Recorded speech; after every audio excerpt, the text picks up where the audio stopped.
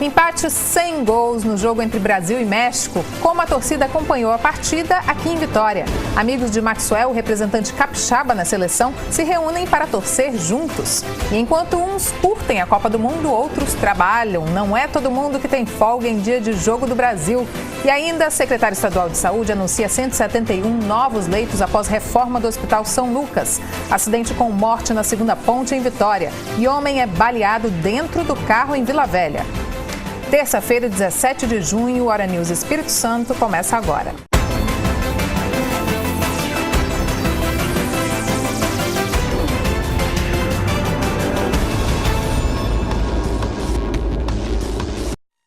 Não teve jeito. Apesar da torcida, a seleção brasileira ficou no 0-0 no jogo contra o México. Os torcedores capixabas sofreram durante a partida e lamentaram o empate.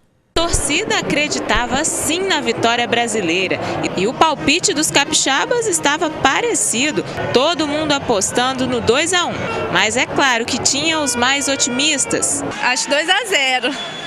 E você, Laís? Eu acho 2-1. Está confiante na seleção brasileira? Claro. Eu sou otimista, 3-0. E foi a seleção entrar em campo para começar a festa, mas o primeiro tempo foi sofrimento aos torcedores. O gol até veio para a torcida comemorar, mas Fred estava impedido. Foram várias as chances do Brasil abrir o placar, mas o primeiro tempo terminou no 0-0, para desespero da torcida, que mesmo assim acreditava na vitória. O segundo tempo foi ainda pior para a torcida. No comecinho, o Brasil quase marcou. O México pressionou a seleção e o torcedor capixaba pedia o gol, mas o Brasil não conseguia achar espaço. Sofri muito, o coração tá doendo, sinceramente. Não esperávamos por isso, não esperávamos. O jogo realmente decepcionou os torcedores. O que faltou à seleção brasileira? Assunto para o comentarista esportivo Paulo Duarte. Boa noite, Paulo. Boa noite, minha querida. Boa noite, minha gente. O que faltou? O que faltou, Paulo? Gol. É a realidade do futebol, sabe por quê? Infelizmente, a seleção brasileira, minha gente, continua com os mesmos problemas desde o jogo amistoso com a Sérvia, desde o jogo com a Croácia, são os mesmos problemas. Pessoal da própria redação, pessoal lá do esporte, diz, olha, o Fred tem que ir embora. Não adianta você colocar o Fred, mandar ele embora, colocar o Hulk, quando a seleção brasileira não joga em função deles. Eles jogam assim nos seus clubes de origem. A seleção joga em função do Neymar, da qualidade técnica do Neymar. O Neymar chama o jogo para ele. Só que em cima disso tudo, o que vem acontecendo é que ele já está muito visado. Então nós não temos uma outra opção de ataque dentro da seleção brasileira. As mudanças que foram feitas aí pelo técnico Luiz Felipe Scolari, estas substituições, Mary, acontece o seguinte, tiraram o Fred, colocaram o Jô, colocaram aí o Ramírez, ele saiu em função do cartão amarelo. Um problema, já que nós temos 3 jogadores pendurados. Temos o Thiago, temos o Ramírez e temos o Neymar para o próximo compromisso. E em cima dessas modificações, o Bernardo entrou, só o Filipão adora o Bernardo, só o Filipão acha que ele é o jogador da alegria nas pernas. Nem no Atlético Mineiro ele não estava com esse prestígio todo. Essa é a realidade. Nós temos um outro problema. O jogador Paulinho, hoje, ele não jogou praticamente. O Oscar saiu meio chateado porque foi tudo em cima do Oscar. Enquanto o Paulinho não jogava, enquanto o Luiz não atuava, o Oscar carregou tudo nas costas. O Oscar que brilhou no jogo Exatamente. passado. E você nota, e todo torcedor deve ter visto isso, no início do jogo, tanto o Neymar como o Oscar revezavam da esquerda para o meio. Isso funcionou durante 10 minutos.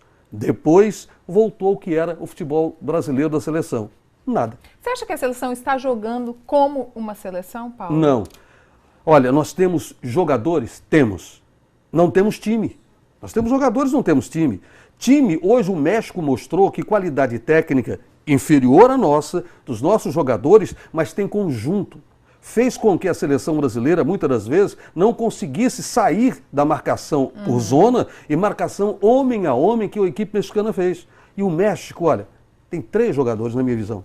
3. Além do Uchoa, esquece o Uchoa. Pois o goleiro. O goleiro deles é bom. O Giovani, filho de brasileiro, filho do Zizinho, que atuou durante muitos anos no futebol europeu e principalmente na Itália. Tem lá o Peralta e o Guardado. Esses 3 jogadores, em alguns momentos, eles acabaram com o sistema técnico e tático colocado no meio-campo da seleção brasileira. E isso fez a diferença. O brasileiro, ele não sabe jogar com marcação firme homem a homem. O brasileiro se irrita, se aborrece, começa a querer perder a cabeça. E outro detalhe importante, a nossa defesa continua com o mesmo erro, jogando como o time todo joga nas suas equipes. Não pode acontecer. Porque a coisa muda completamente de figura numa Copa do Mundo. É verdade. Daniel vai, não volta. A cobertura do Marcelo, ele vai, não volta. Quando volta, já vem para lá de Bagdá.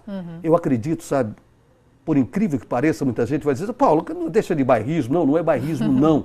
Maxwell, eu acho que é a grande opção do técnico Luiz Felipe Scolari, para dar, inclusive, uma injeção de ânimo no Marcelo. Eu vejo por aí.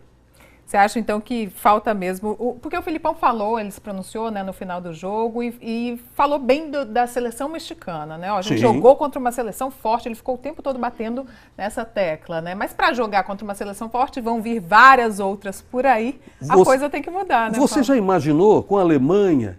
Não vamos deixar a pobre coitada da Espanha, que vai ficar para amanhã contra o Chile, tá? Mas você pegar uma Alemanha, pegar uma Holanda, no sistema técnico e tático que nós estamos, vai ser muito difícil. O Filipão, sabe por que ele bateu o tempo inteiro na tecla que você citou?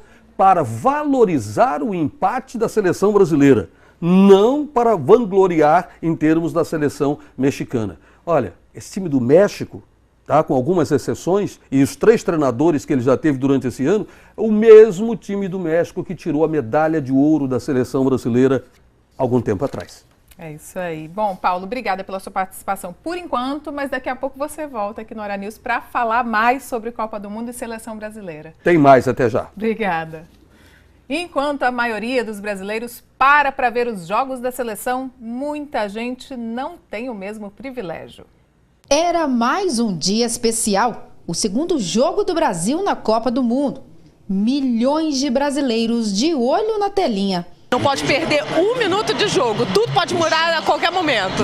Em dia de jogo do Brasil, todo mundo quer assistir de pertinho a seleção canarinho, nem que seja pela televisão. Mas nem todo mundo tem o privilégio de ver de pertinho o jogo de futebol e a performance dos brasileiros em campo sem ter que abandonar o trabalho. Olha lá no bar. Enquanto todo mundo acompanha os lances na TV, os garçons não param. Afinal, são muitos pedidos. Você não pode assistir o jogo em momento algum, você tem que desviar a atenção pouco tempo. Quer mais atenção no cliente para deixar ele satisfeito. Não pode deixar faltar a bebida, senão ele fica insatisfeito. Nem os guardas municipais escapam. Lá estão eles orientando os motoristas. Para tudo quanto é lado, tem sempre alguém trabalhando perto dos torcedores. A produção de churrasco não para nas mãos do Magno. Tem que trabalhar, né? Tem que fazer, tem que ajudar o patrão, né? Tem que ficar assim, ó, servindo com um palitinho aqui, olha na TV, né? Pra ver se o tempo passa. Inclusive, na minha rua inteira, cada um deu 1 quilo de carne, dá todo mundo da minha casa fazendo churrasco, e eu tô aqui trabalhando. Fazendo churrasco pros outros aqui, e lá eles comem dentro da minha casa lá. Quem trabalha nos postos de gasolina também sofre.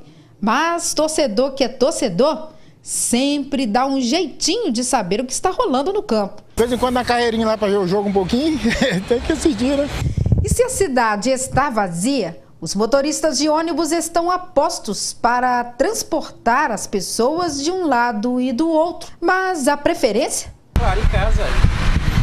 Melhor assistir o jogo em casa. Opa, tranquilo. Mas não tem jeito, tem que trabalhar, né? Trabalhar, tem que carregar o pessoal, não tem jeito. Jornalistas ficam concentrados para apurar e levar informação. Mas seja em qualquer lugar, todo mundo torce junto. Afinal, é o Brasil em busca da vitória. Todo mundo tá junto, torcendo pelo Brasil. Brasil!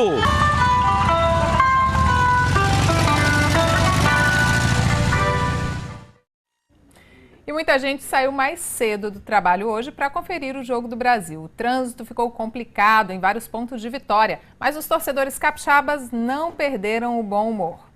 Jogo do Brasil às 4 horas da tarde, hora de correr para dar tempo de chegar em casa. Os ônibus e pontos ficaram lotados no início da tarde. Vai correndo para casa para ver o jogo? Sim, vou sim. Vai dar tempo? Vai, se Deus quiser. Corre, gente, porque quem não pode correr muito é o motorista. Vai dar para ver o jogo? Agora mesmo. Vai correr para casa? Com certeza. O trânsito, é claro, ficou caótico, principalmente na terceira ponte. Quem saiu mais cedo do trabalho para ir para Vila Velha teve que ter paciência. O fluxo ficou lento até na reta da Penha. Quase 3 horas da tarde e tudo parado, mas teve gente que não deu tempo para o estresse. Foi para casa na tranquilidade e confiante. Estou saindo do serviço agora. Vai correndo para casa? Também não. Não? Não, tu mora aqui perto também. Então vai assistir o jogo tranquilo. É, com a maior tranquilidade, torcendo para o Brasil. No próximo bloco, o secretário estadual de Saúde fala sobre andamento da reforma do Hospital São Lucas, em Vitória. A gente volta já.